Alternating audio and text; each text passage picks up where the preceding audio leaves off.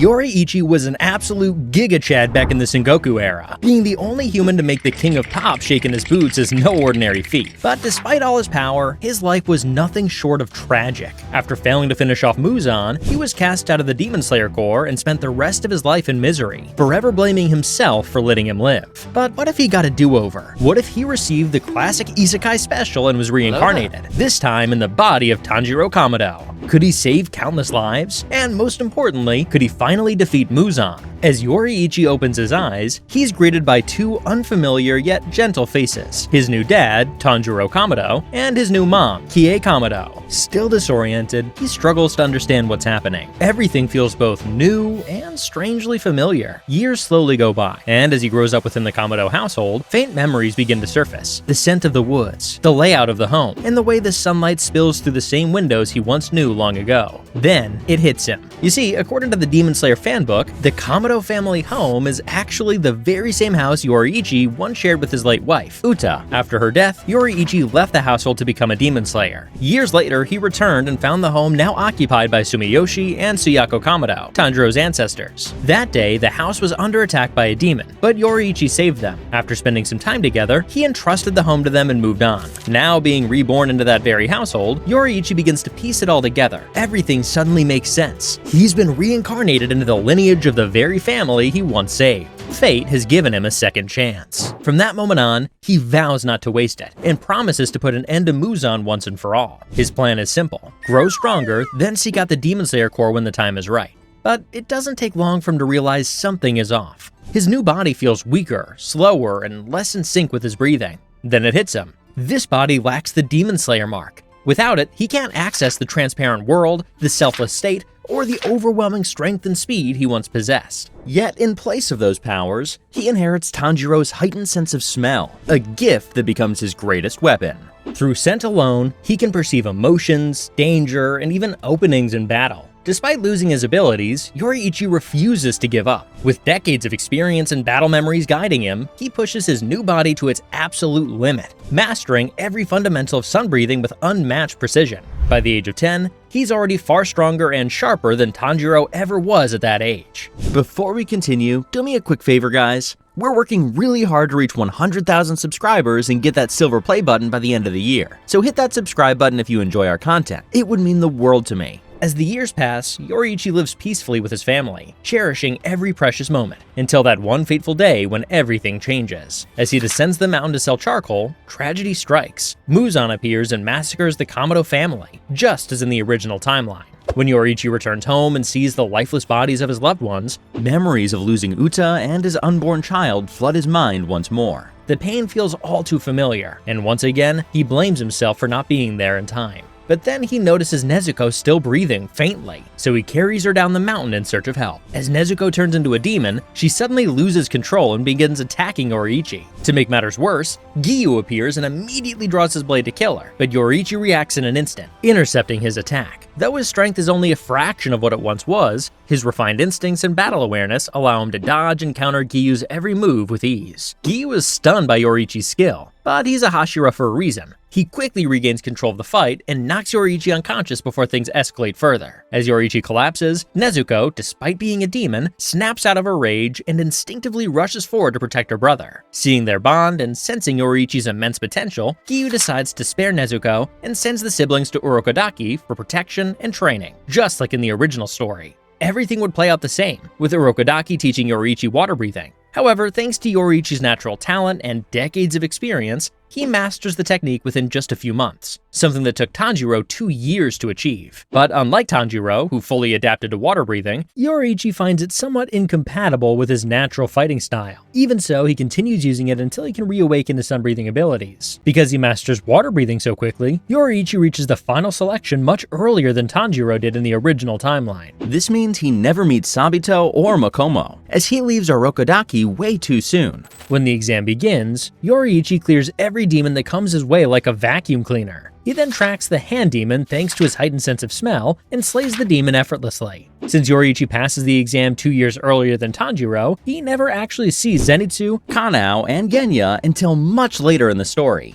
Afterward, he returns to Orokodaki's home and decides to leave Nezuko in his care until she wakes from her slumber. Determined to regain his former power, he begins a series of solo missions, wiping out demons like the Swamp Demon and saving numerous civilians. His feats quickly make him a local legend, earning him the nickname Wonder Child. Word of his strength even reaches the Hashiras. 2 years later, Yoriichi finally awakens both his sun-breathing and his Demon Slayer mark. But unlike in his original life, where the mark was permanently active, this time he can control it, turning it on and off at will. Though he's still not quite at his former peak, he's much closer to reaching his absolute potential. When Nezuko finally awakens, the siblings set out on their journey together, following the same path as in the original story. In the Asakusa district, Yoriichi catches a scent he could never forget, the same one from the day his family was slaughtered. He follows it immediately and soon finds himself face to face with his old nemesis, Muzan. Rage floods through him as he realizes the man who killed his new family is the very same one who destroyed his purpose in his past life. Muzan instantly gets hit with PTSD the moment he spots the Hanafuda earrings and the Demon Slayer mark. Just like in the original timeline, he turns someone in the crowd into a demon to create a distraction and manages to flee the scene. Yoriichi swiftly knocks the demon unconscious and is then approached by Lady Tamayo, whom he immediately recognizes as the same demon he once spared after his battle with Muzan. From there, everything unfolds pretty much the same, with Muzan sending Susumaru and Yahaba after him. But this time, Yoriichi takes them both down effortlessly, without needing any help from Lady Tamayo or Yushiro. As the story moves into the Suzumi Mansion arc, Yoriichi meets Inosuke and Zenitsu for the first time. The trio easily defeat the demons inside the mansion, including the former Lower Moon 6, Kyogai, and they quickly become close friends. Everything remains mostly the same until the Mount Natagumo arc, where Yoriichi faces Rui. With his Demon Slayer mark and sun-breathing, Yoriichi completely overwhelms Rui and takes him out without breaking a sweat. However, this also means Nezuko never awakens her Blood Demon art, since she's never pushed to her limits. Afterward, Yoriichi is taken to the Demon Slayer headquarters, where the Hashiras question why he's traveling with a demon. He tries to convince them that Nezuko would never harm a human, but Sanemi doesn't buy it and still harms her. This pisses Yoriichi off. And unlike Tanjiro, who only headbutted Sanemi in the original timeline, Yoriichi actually lands a few powerful blows, even with his arms tied behind his back. His strength shocks every Hashira, and before things get out of hand, Kaguya steps in.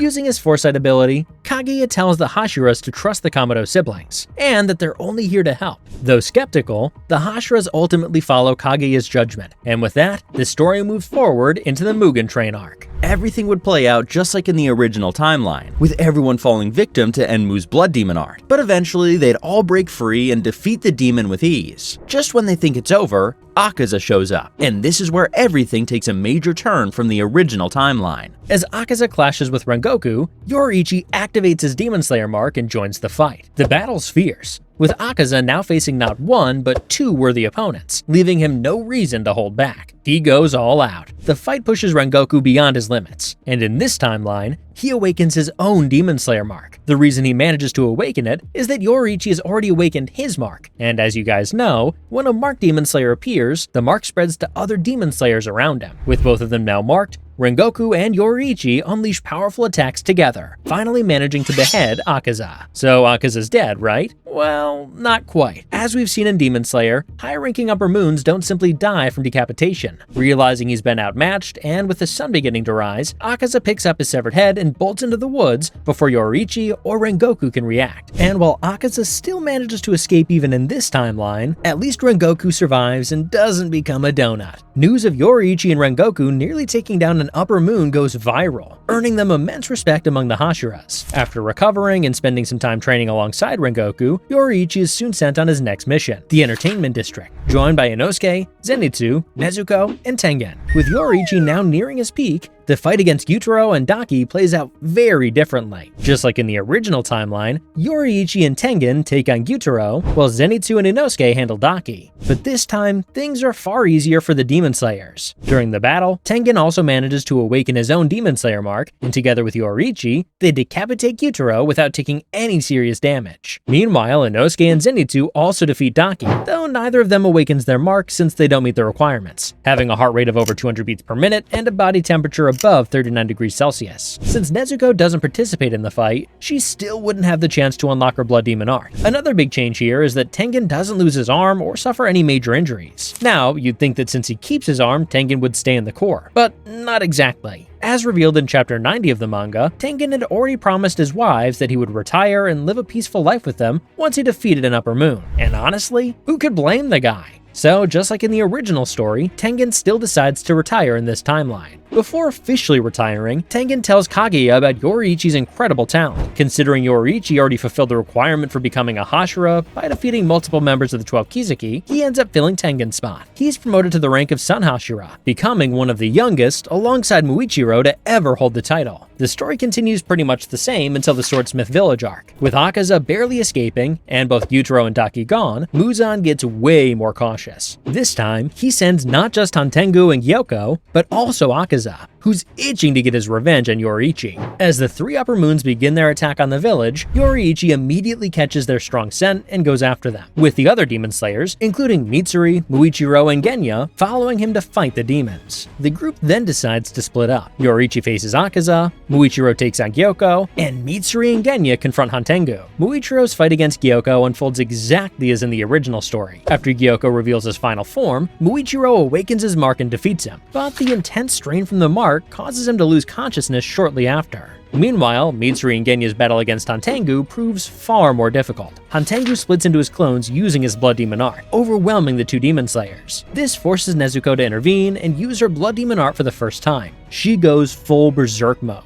and together with Mitsuri and Genya, they manage to decapitate Hantengu's clones. But as we've seen before, these clones aren't Hantengu's real body. No matter how many times they're decapitated, they won't disappear. The clones then merge together to form Zohakuten, who pushes Mitsuri to her absolute limit, and she eventually awakens her mark. After a long and intense battle, Mitsuri, Nezuko, and Genya finally decapitate Zohakuten. However, just like the clones, Zohakuten's body doesn't disintegrate even after decapitation, leaving the trio struggling to find a solution. Meanwhile, Yoriichi and Akaza are locked in a fierce battle to finally settle their score. Despite Akaza's insane regeneration abilities, Yoriichi's mastery over the mark and sun-breathing completely overwhelms him.